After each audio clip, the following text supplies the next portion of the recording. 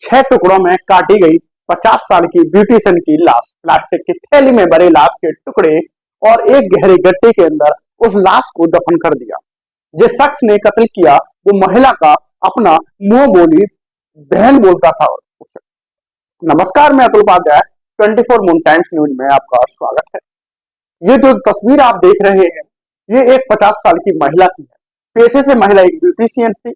वह अपना beauty parlour चलाती थी, मगर इनका जो कत्ल किया वो कत्ल उस शख्स ने किया जो इस महिला को अपनी बहन मानता था।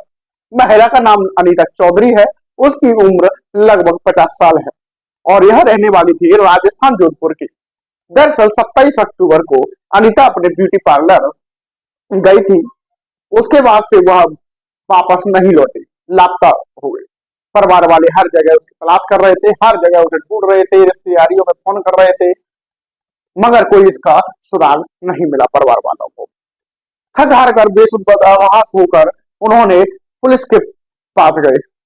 पुलिस में महिला की गुमशुदगी की रिपोर्ट दर्ज कराई। पुलिस ने तुरंत मामला दर्ज किया और अपना काम शुरू किया। यानी कि तब 30 पुलिस ने शुरू करी। तब 30 के दौरान सबसे पहले पुलिस पहुंची ब्यूटी पार्लर।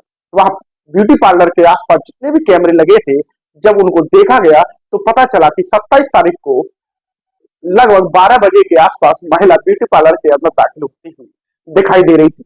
मगर जैसे ही ब्यूटी पार्लर के अंदर दाखिल हुई, उसके कुछ देर बाद यानी 15 से 20 मिनट के बाद जो महिला है वो ब्यूटी पार्लर का शीशे, जो गेट था शीशे का, उसको बाहर से लॉक करती है। उसके बाद एक टैक्सी में बैठकर कहीं निकल जाती है। यह वो आखिरी तस्वीर थी जब महिला को जिंदा देखा गया था। उसके बाद महिला का कुछ भी पता नहीं चला कि आखिर महिला कहां गई। परिवार वाले ढूंढ रहे, पुलिस भी तफ्तीश कर रही थी। पुलिस ने इस मामले में इससे पहले उस टैक्सी ड्राइवर का पता लगाया जो महिला को अपनी गाड़ी में बैठाकर वहां से लेकर गया था। जब पुलिस ने उस गाड़ी को का जो नंबर है पता किया और उस ड्राइवर की डिटेल निकाली तो वह पुलिस के हाथ लगा। ड्राइवर ने पुलिस को बताया कि वह महिला को एक घर के पास लेकर गया था और वहां पर महिला को छोड़ दिया था। असल में 50 साल की महिला अनीता को जब पुलिस ने सब बरामद किया तो जिस हालत में सब मिला वह देखने के बाद हर कोई हैरान रह गया। लोगों को रोंगटे खड़े हो गए थे। पुलिस भी भौचक की रह गई थी क्योंकि महिला के शरीर के 6 टुकड़े किए हुए थे।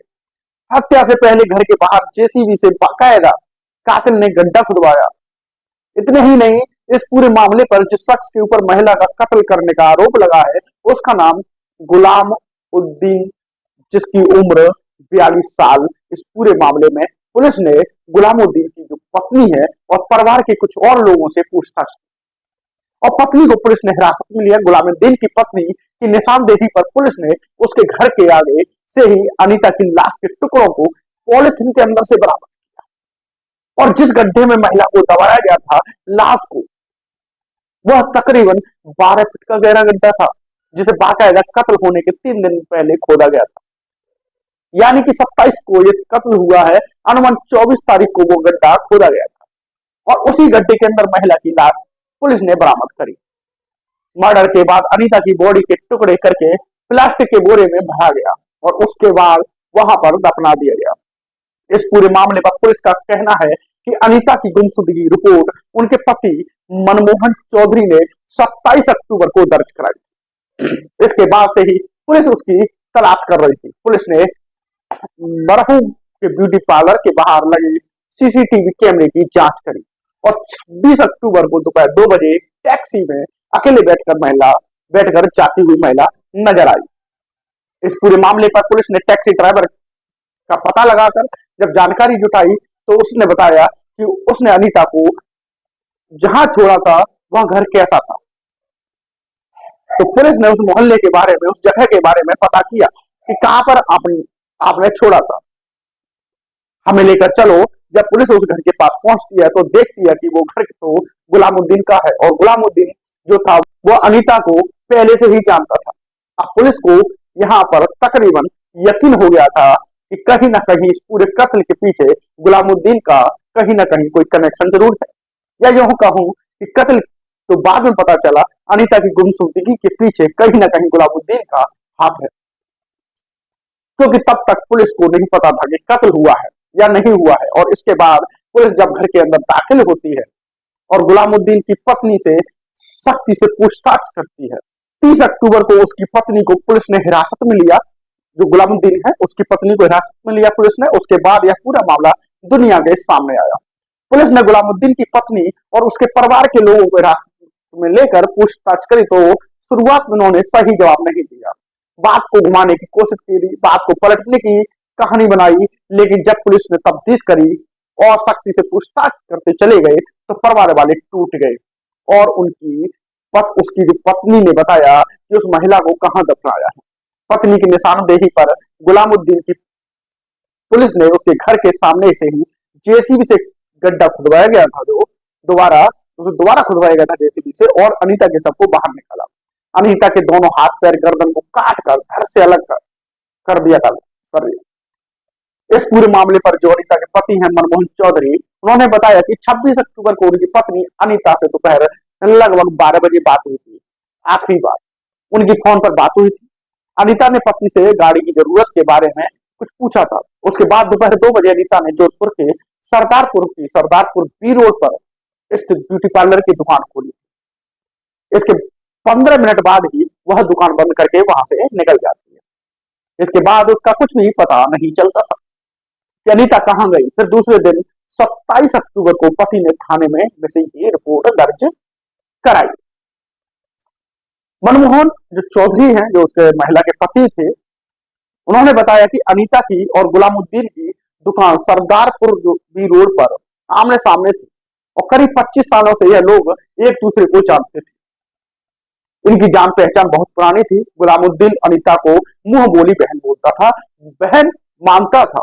अनीता को गुलामुद्दीन ने जिस तरीके से कत्ल किया वह वाकई हैरान करने वाला था। इतना ही नहीं, पति का कहना है कि अनीता को विश्वास में लेकर उसकी हत्या करने का संदेह भी जताया है। हालांकि गुलामुद्दीन जो है वो अभी फरार है। पुलिस उसकी तफ्तीश में जुटी हुई है और अभी तक कत्ल की आसामी की जो असली वजह जो कत्ल की है वो पता नहीं चली है। वजह क्या है, इसके पीछे इतने भयानक तरीके से मर्डर करने के पीछे की क्या वजह हो सकती है, पुलिस को अभी इस पर भी पता लगाने की कोशिश कर रही है। ये सारे सवालों के जवाब तभी मिल पाएंगे जब अलाउद्दीन को पुलिस पकड़ लेगी। हालांकि अभी तक अलाउद्दीन को पुलिस पकड़ नहीं पाई है। वहीं पुलिस अलाउद्दीन की तफ्तीश में लगी हुई है। कहां पर है, फरार है, इसके लिए अलग अलग टीमें बनाकर जांच की जा रही है। लेकिन जिस भयानक तरीके से सोचिए उस शख्स ने अनीता को मौत के घाट उतारा, वो सुनने के बाद, वो देखने के बाद हर कोई कांप गया था। इस पूरे मामले पर अनीता के परिवार ने क्या कहा, एक बार आप खुद सुनिए। 27 तारीख की बात है। पापा ने मेरे को शाम को 7-7:30 बजे के आसपास फोन किया था कि तेरी मम्मी का फोन स्विच ऑफ आ रहा है। तो मैं जहाँ पे भी था, मैं आता हूँ 5-10 मिनट में वहां पे पहुंच के फिर वो बात में पता लगा कि मम्मी सामने वाले को चाबी दे के गए गाड़ी की। तो आज तक कभी ऐसा हुआ नहीं है 25 साल में, तो मम्मी गाड़ी की चाबी दे के और किसी को गए कभी भी कहीं। तो जैसे ही हमने इधर उधर पूछताछ की, मम्मी का फोन बार बार स्विच ऑफ आ रहा था, कहीं कुछ नहीं मिला। तक करके हम 27 तारीख को रात को सरदारपुर थाने चले गए और वहां पे रिपोर्ट देती थी। उसके बाद में जैसे जैसे तकलीफ आगे चलती रही, कैमरे की रिकॉर्डिंग निकाली, सब किया, उसके अंदर ये मम्मी को बहुत बुरी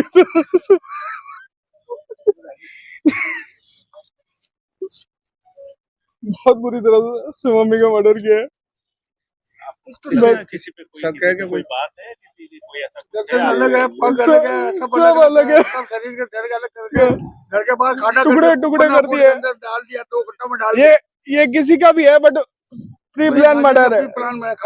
साजिश करके मारा गया मम्मी को। मेरे पहला फुसला के कोई बात करके बुलाया है, और साजिश से मारा है मम्मी को। क्या उस व्यक्ति को आप जानते हैं जो कांटेक्ट में था आपके मदर के कोई?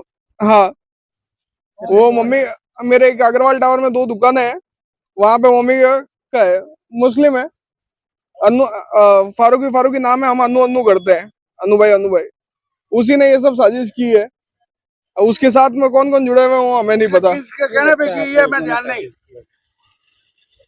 बेला फुसला के उन्होंने ही बुलाया, उन्हीं के घर के वहां पर सारा हुआ है, उन्होंने ये सब कुछ किया है। मम्मी क्या कोई काम करती थी, बिजनेस थी? मम्मी का प्रॉपर्टी का काम था अभी, और वो सैलून चलाते थे, ब्यूटी पार्लर। जमीन जमीन का कोई बेचान हुआ क्या रकम लेने के नहीं नहीं, ऐसा ऐसा कुछ नहीं है, ऐसा कुछ नहीं है। बट मम्मी उसको भाई के जैसे मानते थे, बट उसी ने ऐसा किया है। किसी काम से बुलाया था वो तो पता नहीं, कोई जानकारी नहीं। सुना आपने कैसे अनीता का बेटा अपनी मां के कत्ल की कहानी कैमरे पर बयां कर रहा है, कैसे रो रहा है। जब सोचिए किस बेहरे में से उस शख्स ने अनीता को मारा होगा जो उसे अपनी मुंह बोली बहन मानता था। उस शख्स ने बहन भाई के रिश्ते को भी शर्मसार कर दिया। न सिर्फ शर्मसार किया बल्कि खून से रंगे हाथों को उस रिश्ते को मिटाना चाहा और इस हद तक उसने हैवानियत को अंजाम दिया कि जिस्म के अलग अलग टुकड़े करके थैली में भरकर लगभग 12 फीट गहरे गड्ढे में दफना दिया। और यह गड्ढा उसने इस कत्ल से 3 दिन पहले ही खुदवाया था, यानी कि कत्ल करने की वो प्लानिंग पहले से ही कर रहा था। पुलिस गुलामुद्दीन को ढूंढने में लगी हुई है। अब देखना होगा कि पुलिस हत्यारोपी को कब तक गिरफ्तार करती है और मारने की वजह क्या है, ये तो आरोपी पकड़ा जाएगा तभी पता चलेगा। फिलहाल इस खबर में इतना ही। जय श्री राम।